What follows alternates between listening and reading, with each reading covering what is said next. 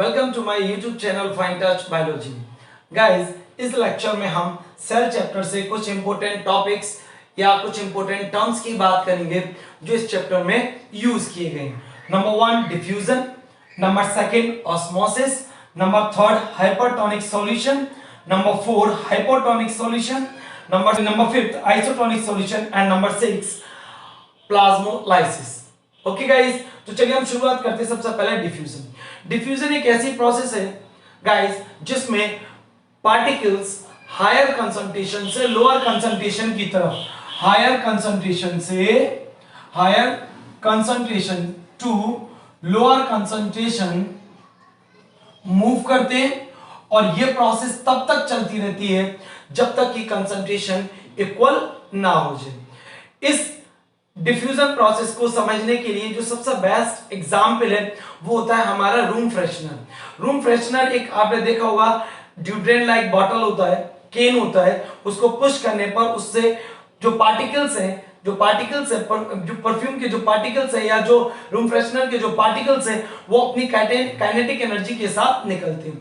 और suppose that मान लीजिए ये कोई रूम था और इसके इस कॉर्नर पर खड़े होकर किसी ने एक रूम फ्रेशनर को पुश कर दिया, तो जो पार्टिकल्स थे जब निकले तो बहुत तेज स्पीड के साथ यानी कि काइनेटिक एनर्जी के साथ निकले और एक अच्छी अमाउंट में निकले। उसके बाद वो पूरे रूम में फैलना शुरू कर दिया और फिर क्या हुआ कि पूरे रूम में जो स्मेल थी वो फैल चुकी थी। तो ये बिल्कुल सटीक एग्जाम्पल है डिफ्यूजन को समझने के लिए, क्योंकि जो हमारा रूम फ्रेशनर केन है उसके अंदर जो स्मेल के पार्टिकल्स हैं उनकी कंसंट्रेशन हाई होती है, यानी उनकी क्वांटिटी वहां ज्यादा है। और जैसे हमने पुश किया रूम में वो नहीं थे पहले, अब धीमे धीमे करके वो जो है अपनी काइनेटिक एनर्जी का यूज करते हुए वो पूरे रूम में बहुत फास्ट जो है स्प्रेड कर जाते हैं और पूरे रूम के साथ साथ जब स्मेल बाहर की तरफ भी पहुंचती है तो वो वहां इसलिए पहुंच रही है क्योंकि वहां पर उसकी कंसंट्रेशन कम थी और ये प्रोसेस बहुत तेज जो है पूरे घर को कवर कर लेती है और उसको आसानी से कोई भी महसूस कर लेता है कि शायद किसी ने रूम फ्रेशनर को यूज किया है। तो डिफ्यूजन एक ऐसी प्रोसेस है जिसमें higher concentration to lower concentration particles move करते हैं और इसका जो सबसे अच्छा जो मीडियम है वो गैस है, क्योंकि सॉलिड और लिक्विड में पार्टिकल्स पास पास है, उसको स्प्रेड करने से फैलने से रोकने उतनी हेल्प नहीं करेंगे। लिक्विड में थोड़ी दूर दूर है, लेकिन गैस के कंपैरिजन में फिर भी कम है, इसलिए गैसियस फॉर्म में डिफ्यूजन जो है या गैसियस फेज में जो है डिफ्यूजन बहुत अच्छा होता है और बहुत अच्छा अपना रिजल्ट भी देता है। तो डिफ्यूजन जो है higher concentration to lower concentration होता है। इसका हमारी बॉडी में या एनिमल्स में कहाँ यूज है, तो जो कार्बन डाइऑक्साइड और जो ऑक्सीजन गैस का ह्यूमन बॉडी में जो ट्रांसपोर्टेशन है लंग्स के थ्रू, जो एक्सचेंजिंग है वो इसी मेथड के थ्रू किया जाता है। नेक्स्ट इसमें हमारा जो टॉपिक है वो है ऑस्मोसिस। अगर हम ऑस्मोसिस की बात करें तो ऑस्मोसिस हमारा डिफ्यूजन प्रोसेस से थोड़ा सा डिफरेंट है। ये क्यों डिफरेंट है? इसमें मैंने आपको बताया था पार्टिकल्स मूव करते हैं। कौन मूव करते हैं?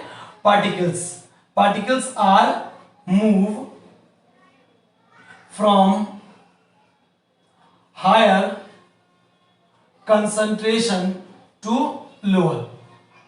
ओके, अब ऑस्मोसिस में क्या होता है कि ऑस्मोसिस में स्पेशली सॉल्वेंट के पार्टिकल्स मूव करते हैं, यानी कि सॉल्वेंट कौन?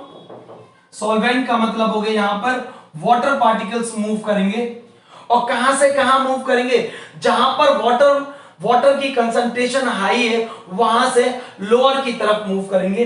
यानी कि जो इस प्रोसेस में क्या है, the movement of water molecules from higher concentration to lower. लेकिन ये भी हायर कंसंट्रेशन टू लोअर है, लेकिन यहां कौन मूव करेगा? सिर्फ वाटर के मॉलिक्यूल मूव करेंगे, यहां पर सॉल्यूट मूव नहीं करेगा। सपोज दैट आपने कोई सॉल्यूशन बनाया है, ठीक है, और उस सॉल्यूशन में आपने शक्कर का और पानी का यूज किया, तो शक्कर जो हो गई वो सॉल्यूट हो गई और वाटर जो हो गया वो सॉल्वेंट है। और ये तो सभी को मालूम है बेटा कि जो वाटर है वो यूनिवर्सल सॉल्वेंट है, हर एक चीज को अपने अंदर बड़ी आसानी से डिसॉल्व कर लेता है। ठीक है, तो जब ऑस्मोसिस प्रोसेस हुआ तो क्या देखा गया कि ऑस्मोसिस प्रोसेस में वाटर के मॉलिक्यूल्स जो है वो मूव कर रहे हैं higher concentration to lower concentration. ठीक है, through semi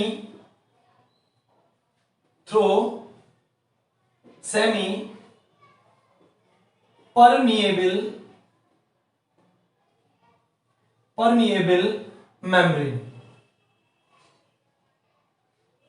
semi permeable membrane guys वो मेम्ब्रेन होती है जो अपने अंदर से कुछ ही स्पेसिफिक पार्टिकल्स या मॉलिक्यूल्स को गुजरने की परमिशन देती है, स्पेशली किसको, वाटर को गुजरने की परमिशन देती है। अब ऑस्मोसिस को समझने के लिए सबसे जो बेस्ट एग्जांपल है वो है आपका किसका, किशमिश का। जो रेजिन है किशमिश है, सूखा हुआ होता है, उसका जो अंदर का पूरा जो मटेरियल है वो ड्राई होता है। अगर हम किसी किशमिश को फ्रेश वाटर में डाल देते हैं तो कुछ घंटों के बाद हम क्या देखते हैं कि वो किशमिश जो है वो फूल जाती है। ऐसा क्यों हुआ, क्योंकि जिस पैट्रिक डिस्क में आपने सिकुड़े हुए किशमिश को डाला था और उसमें पानी था, क्या था, फ्रेश वाटर, तो ये जो किशमिश की अपर जो मेम्ब्रेन थी उसने सेमी परमिएबल मेम्ब्रेन का काम किया और यहां जो वाटर था वो वाटर उस मेम्ब्रेन को धीमे धीमे करके क्या करता गया, क्रॉस करता गया और उस किशमिश के अंदर फिल होता चला गया।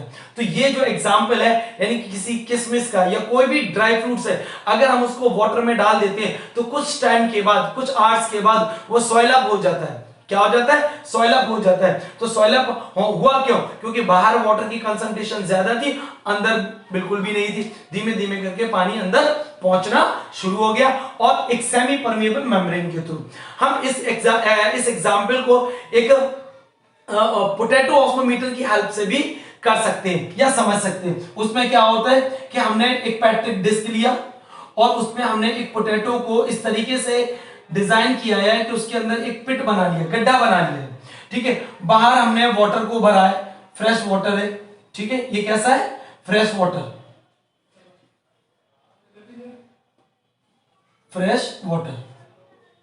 और अंदर जो है मैंने इसमें शुगर सॉल्यूशन लिया है और मैंने यहां तक शुगर सॉल्यूशन ले लिया है गाइस और एक पिन का मार्क लगा दिया।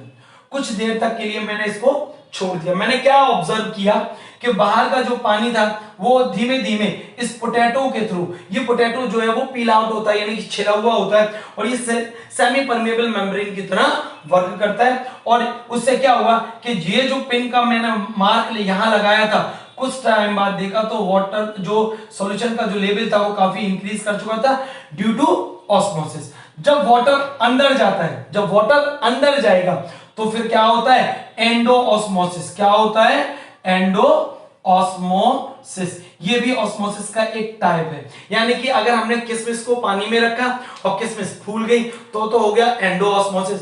अगर सपोज दैट मान लीजिए हमने अंगूर लिया और अंगूर को हमने चाशनी में डाल दिया, शुगर सिरप में डाल दिया, और चाशनी होती है गाढ़ी, वहां पानी तो होता नहीं है लेकिन अंगूर में पानी होता है। उस कंडीशन में जो पानी है वो बाहर निकलकर किसकी तरफ आएगा, चाशनी की तरफ आने लगेगा। ठीक है, सपोज दैट मैंने एक और पैट्रिक डिस्क लिया, उसमें भी मैंने एक पोटैटो को रखा और इसी तरीके से पिट बनाया। इस बार मैंने अंदर जो है फ्रेश वाटर रखा है, भर दिया इसके अंदर, और बाहर जो मैंने ले लिया है शुगर सॉल्यूशन। क्या ले लिया है, शुगर सॉल्यूशन ले लिया है मैंने। ये जो शुगर सॉल्यूशन है मेरा, और मैंने यहां पे मार्क लगा दिया स्पिन की हेल्प से कि यहां तक वाटर है इसमें।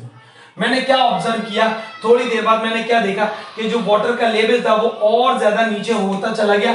क्यों हो गया, क्योंकि जो पानी था, यहां पानी की कंसंट्रेशन तो कैसी होती है, जब जहां वाटर अवेलेबल है वहां वाटर मॉलिक्यूल की कंसंट्रेशन ज्यादा है, और यहां पे ये शुगर सॉल्यूशन था, यहां वाटर की कंसंट्रेशन कम थी, तो वाटर जो है धीमे धीमे अंदर वाले पिट से बाहर की तरफ आना शुरू हो जाता है। इस प्रोसेस को हम लोग बोलते हैं एक्सो ऑस्मोसिस।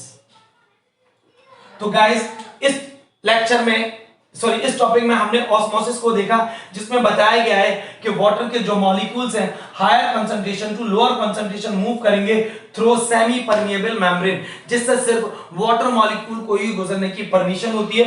सेमी परमिएबल मेम्ब्रेन के को समझाने के लिए मैंने आपको किशमिश का एग्जांपल दिया। किशमिश को आप पानी में डाल दीजिए, वो कुछ टाइम बाद सॉइल अप हो जाती है, ठीक है। या मैंने पोटैटो ऑस्मोमीटर का आपको एग्जांपल दिया, वो भी आपको यही बताता है कि पोटैटो ऑस्मोमीटर में अगर हम अंदर हमने शुगर सॉल्यूशन भरा है, बाहर पानी रखा है फ्रेश वाटर, तो अंदर का जो पानी का जो शुगर सॉल्यूशन का जो लेवल था वो इंक्रीज करेगा, और अगर हमने ये प्रोसेस उल्टी कर दी तो डिक्रीज करेगा। ये एक्सोऑस्मोसिस प्रोसेस है, जिसमें वाटर बाहर की तरफ आएगा, जिसमें वाटर बाहर आएगा एक्सोऑस्मोसिस, और जिसमें वाटर अंदर जाता है वो एंडोऑस्मोसिस कहलाती है। तो गाइस इस लेक्चर में हमने इस इंपॉर्टेंट टॉपिक से डिफ्यूजन और ऑस्मोसिस को समझा। साथ ही साथ एक चीज और समझ लीजिए, जो ऑस्मोसिस प्रोसेस है ये एक बहुत ही स्लो प्रोसेस है और डिफ्यूजन एक फास्ट प्रोसेस है। सब डिफ्यूजन में एक मैं एग्जांपल आपको दूं कि आप पानी ले लीजिए, उसमें थोड़ा सा कोई कलर डाल दीजिए, फास्ट डिफ्यूज हो जाएगा, पूरा पानी का कलर चेंज हो गया। लेकिन अगर हम यही काम ऑस्मोसिस के थ्रू करेंगे तो हमको बहुत लंबा टाइम लग जाता है। तो गाइस डिफ्यूजन और ऑस्मोसिस को मैंने आपके सामने एक्सप्लेन किया, पूरी कोशिश किया कि आपको बेहतर तरीके से समझ में आए, ठीक है। साथ ही साथ मैंने आपको कुछ एग्जांपल भी दिए हुए हैं, और जो मैंने आपको एग्जांपल दिए हैं वो डेली लाइफ से रिलेटेड एग्जांपल थे, ठीक है। तो इस लेक्चर में हम डिफ्यूजन और ऑस्मोसिस की बात की है। जो भी आपको डाउट्स हो, जो भी आपकी क्वेरीज हो, वो कमेंट बॉक्स की हेल्प से आप मेरे से पूछ सकते हैं।